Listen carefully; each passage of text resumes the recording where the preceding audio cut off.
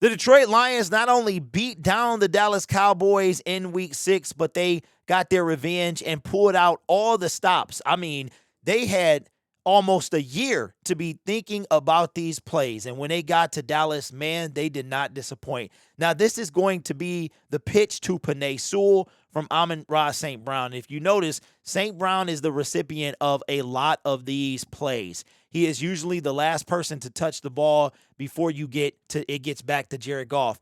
In this case, this is a great play design. Ben Johnson really is. I mean, when he's not getting too cute, like and changing what's working, he really is a very creative offensive coordinator.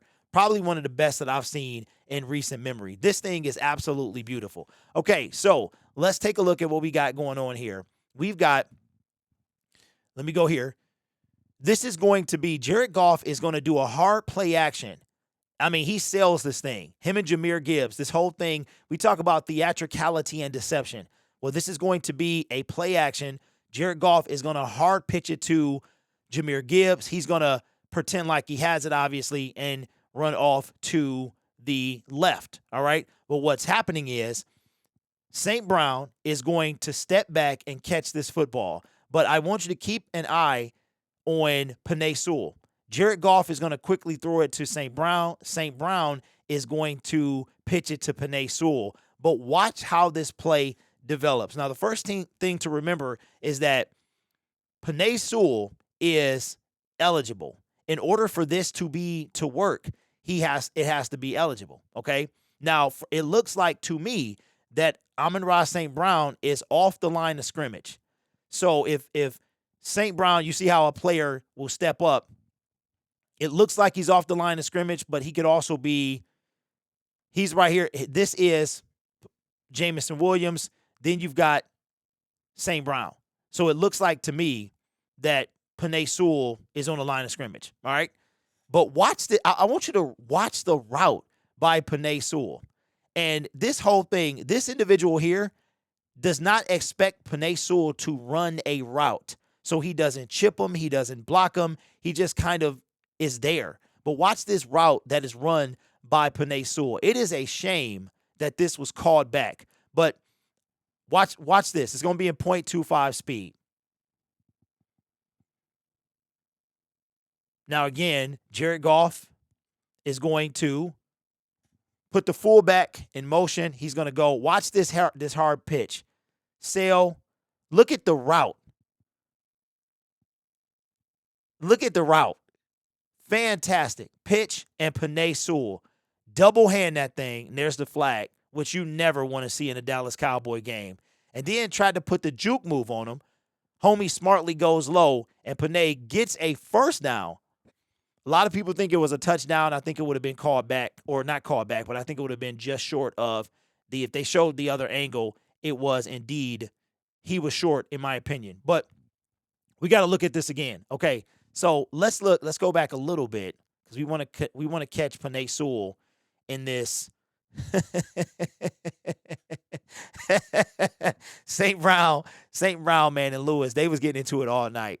They really were getting into it all night, man. They got some bad blood for sure. But watch this route, man, by Penei Sewell. He comes immediately off the line. Check this out. And look at the route that he runs. And he has to actually come back for the football. Okay, again, Parker Hess in motion. Look at the route by Penei. He literally runs around. And where's the defender going? But here's my favorite thing. So right now, he has to work his way back for this play to work. Right now, he's too far. This has to be a backwards pass. It can't be a forward one. So for this to work, as you see, we let this thing play. Right now, forward pass, caught. Penei has to be behind Amon-Ra for this to be a legal play.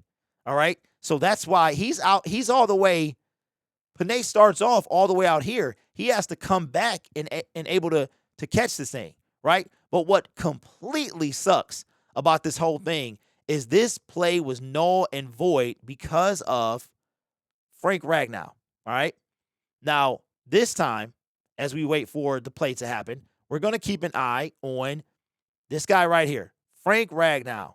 And I hate when this happens, man, because it is so creative. And what Frank is going to get called for is an eligible man downfield. And what that means is when the pass is thrown, you cannot be past the line of scrimmage. And Frank doing what he does, engaging, is much too far when this pass is thrown. So there's the snap. You can be down if you are blocking. If you are blocking when the pass is thrown, you can be past the line of scrimmage. But as you can see, Frank Ragnow right there, when the pass is thrown, he is already 2 yards beyond the line of scrimmage. He's not engaged in any blocks. He is going to eventually engage in it with the defender. But by this, once that ball is thrown, then that becomes a penalty. So Frank Ragnow, 2 yards off the line of scrimmage, ineligible. If you see, which kind of sucks, bro, because look at this play. Decker, Glasgow, Zeitler, everybody is on the line. If Frank Ragnow, but you know what happened? His instincts took over. If Frank, he was looking for somebody to block. If he picks up this guy, if Frank Ragnow picks up this guy, this play stands. Because all of these guys would have been on the line of scrimmage when the ball was thrown.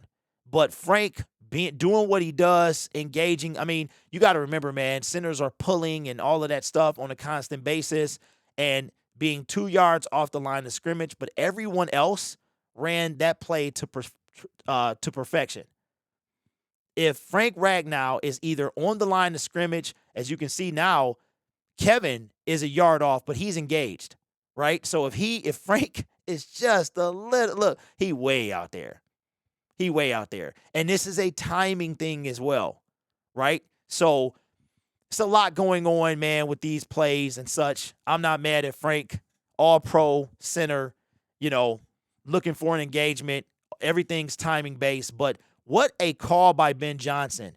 And it was run to perfection, really, minus just Frank being ineligible downfield, unengaged, and that right there took away that. But at this point, you just embarrassing now. And I ain't mad at him. We owed them, and we sure did pay him back.